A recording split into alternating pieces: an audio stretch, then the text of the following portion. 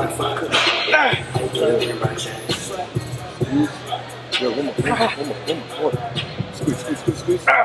we're here at Destination Dallas, training some arms with my buddy Bernardo, IFBB Pro Classic Physique. About 8 weeks out right now, feeling pretty good. Weight's at about 190 pounds. My cutoff is 176 1/4, so we'll be right on the money. So one thing that I think a lot of people miss out on their curls is, and I catch myself doing this, but I caught Shane doing it in the warm-ups earlier. He's doing it a lot better now, but you'll notice his elbows actually go forward as he curls the weight up. So your biceps aren't just responsible for moving your arm and flexing your forearm, but they're also responsible for flexion at the shoulder as well. So when you get that forward elbow movement, you're going to make sure that you're contracting your biceps a lot better, and you're working on that peak a lot better as well by trying to supinate and essentially shorten that bicep head as much as you can. You notice if I rotate my arm, as I supinate my palm more and more, my bicep head gets shorter. So I'm actively trying to scoop and supinate so that I can get the most contraction out of that curl. And I think a lot of people, they miss out on it, right? It's like curls are simple, but you can also mess them up.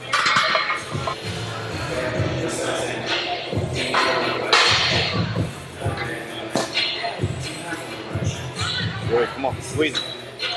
Basically, my logic behind arms is, and I usually honestly don't do an arm day all by itself, but when I do an arm day all by itself, I like to do a lot of supersets just to utilize the time. And I also like to utilize the different angles. So we know that you have several different heads in your triceps, several different heads in your biceps, and just utilizing all those different angles and all of those kind of angles according to your elbow and your shoulder, that's gonna make sure that you're just getting a good emphasis all around. So you're not staying in the same angle the whole time and just, you know, targeting and putting emphasis on one of the heads more than the other the entire time. So just leads to a better overall development in your arms. I'm actually trying to do the opposite. So as I was trying to supinate in the curls, now I'm actually trying to pronate on these tricep extensions. So as I'm coming down, I'm pronating my hand. So I'm going this direction. So supinate, pronate, right? I'm trying to scoop down. So yeah, and some people, I mean, this isn't just one way of doing it.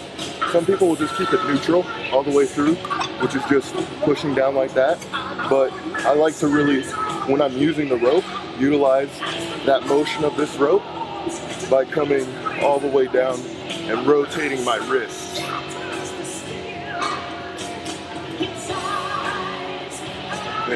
Squeeze. Let's go. Come on. More. 5 more. 1, 2, 3, 4. 1 more. Oh, it's hard to keep it straight. I want to cheat. 6. There you go. Get at least 10. Come on. There you go.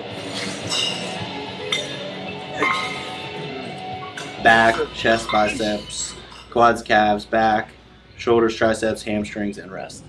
Yeah, so that's, you know, your basic, I think 5 days. Is that 5 days or 6 days? 6 days. 6 day split. I mean, I've been doing push-pull legs for a while now, just because the frequency allows me to hit everything twice. So I mean, like if I do, what I've actually been doing, me personally, for my arms is I'll do a superset of both triceps and biceps on my pull and my push day. So sometimes I'll hit them consecutively, one day after the other, instead of just having all of my volume clumped into one day. And basically what that allows me to do is that allows me to spread my recovery out, and I can also put more intensity into each individual session for arms. So if I do, you know, 3 supersets of my arms all in one day, by the time I get to that second, that third superset of those movements, I'm going to be a lot more fatigued. But if I spread it out, I go one day I do a superset, right? And then the next day I do another superset,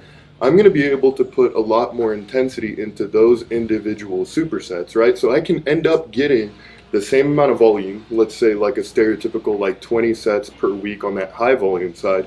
I can end up getting the same amount of volume spread within 4 to 5 days, and my recovery is actually better, even though I'm hitting them several days in a row.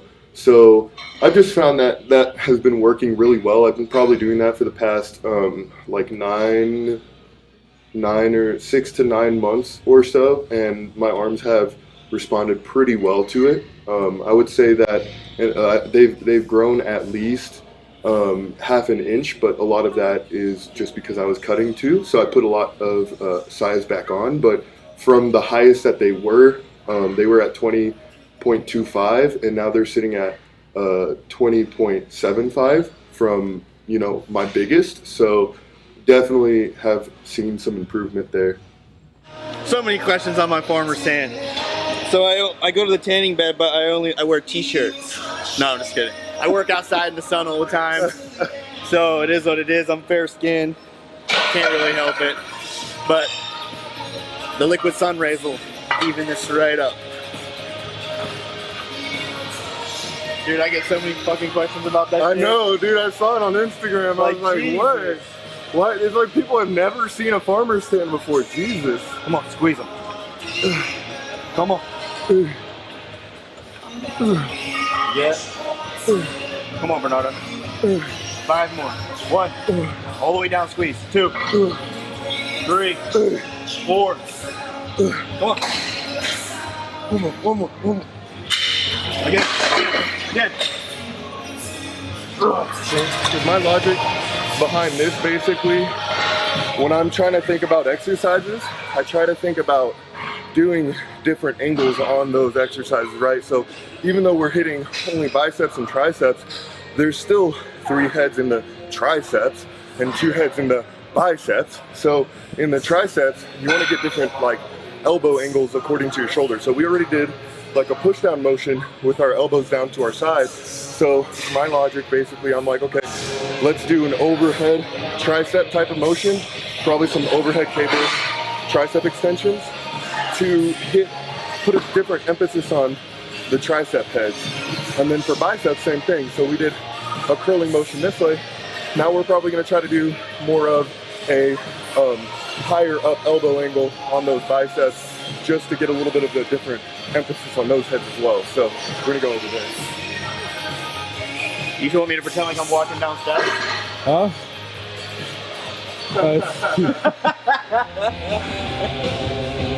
Big peaks. Big biceps. Come on. Yep. Come on. Let's go. Come on. Yep. Big ass arms. Let's go. Come on. Good. There you go. Squeeze those fucking hips. Push those elbows together. Keep them together. Good. There you go. Good. Yeah. Good. All right, honest opinion, how do you feel this one? Is it a learning curve or what? How's it feel? Yeah. I feel good in the peak. Right here. I don't know if I like. Well, there's that. I don't more of a stretch whenever I do try to squeeze my elbows together, but I think with like fitness related things like that, you know, there's so many different proportions, and you know, all of our joints are just slightly different. So I have a hard time giving a black and white answer when it comes to things like that. Especially this year. Come on. This is only tan and white. Tan and white answers only. There we go. Good. One more. Come on. Squeeze. Yeah, one more after this. Yep.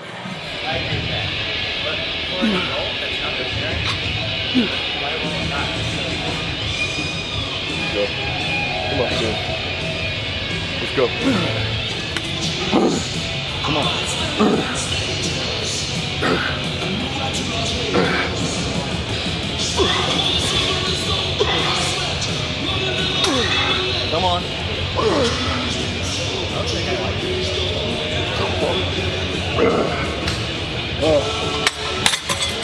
one's weird. I don't know.